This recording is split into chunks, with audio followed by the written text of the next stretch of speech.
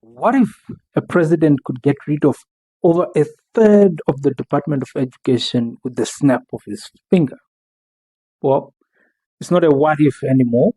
The Supreme Court just gave the Trump administration the go ahead to lay off around 1,400 federal employees. We are going to break down how this all happened and what this could mean for students, for teachers, and the schools across the country. So, how did we get here?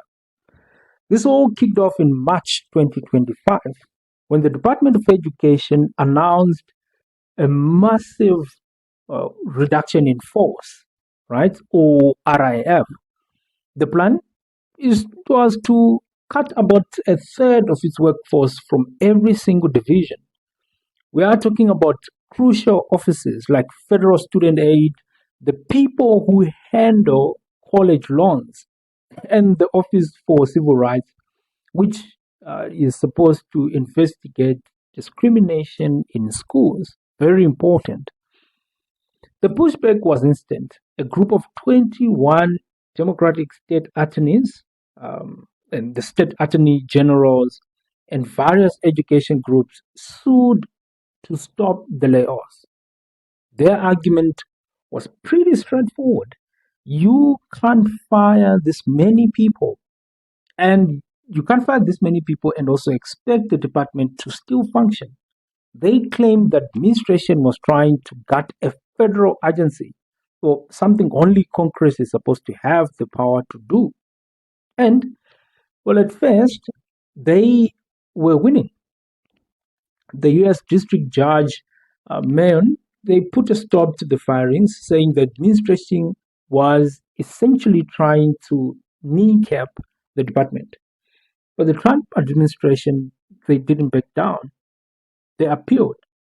After a federal appeals court, it also sided against them. The case landed at the Supreme Court, and in a 6-3 vote decision, what happened is the Supreme Court gave a temporary order allowing the layoffs to move forward, while the legal fight continues in the lower courts as well. Well, well, the court's three liberal justices, they did not hold back their dissent. Justice Sonia, she called the majority's decision an indefensible, and he warned that it hands the executive the power to repeal statutes by firing all those necessary to carry them out. Think about that. So, what's the end game here? For years, President Trump has been open about his goal to completely get rid of the Department of Education. And for many, this looks like a huge leap in that direction.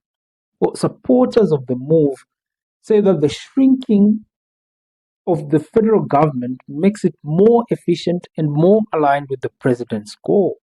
But critics, well, from government watchdog groups to federal employee unions, they see something that is much more different. They believe this isn't about efficiency, it's about politicizing the civil service. The fear is that by getting rid of experienced non-partisan staff, the administration can fill those roles with political loyalists. Well, this brings up the serious concerns about the separation of powers. So, with the executive branch essentially trying to bypass laws from Congress by just firing people in charge of enforcing them. Think about that for a second. What does it actually mean for students and schools on the ground? So the layoffs are expected to create some serious disruptions for services that millions of Americans count on. The Federal Student Aid Office, which is facing huge cuts, they manages Pell Grants and student loans for college students everywhere across the country. Delays and problems, they seem almost inevitable. It gets even more concerning when you look at the Office for Civil Rights, or OCR, which its staff and resources slashed. its ability to investigate discrimination, sexual assault, and other civil rights issues could be severely limited. This could leave over 30 million K-12 students with far less federal protection, and this is concerning. On top of that, the National Center for Education Statistics, the office that collects all the data that helps lawmakers to make smart decisions about schools, is also facing massive cuts. For teachers, the potential loss of federal grants for training, so especially for students with special needs or those who are multilingual, will only make the current teacher shortage worse. It creates a sense of instability that could push people away from the profession completely.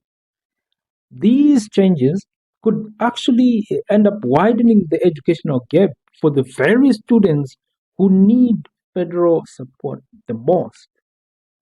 Well, the situation is complicated and it is moving fast. What do you think about this use of executive power?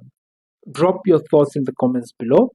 And please don't forget to subscribe for more deep dives into the issues that really affect the people and the issues that are shaping the world around us. Well, moving on. The Supreme Court's order isn't the final say on this. It's a temporary decision that lets the layoff proceed while the main case works its way through the lower courts.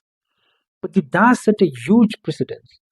The ruling suggests the court might be open to letting presidents make massive changes to federal agencies or even get rid of them completely without the need of a new law from Congress. Yes, this isn't just a story. It's not just about federal jobs, it's about the balance of power in our government, the future of education in America, and the reliability of service that affect almost every family. This whole situation forces us to ask some huge questions about our system of checks and balances, questions that are going to be debated in the courts and in public for a very, very long time.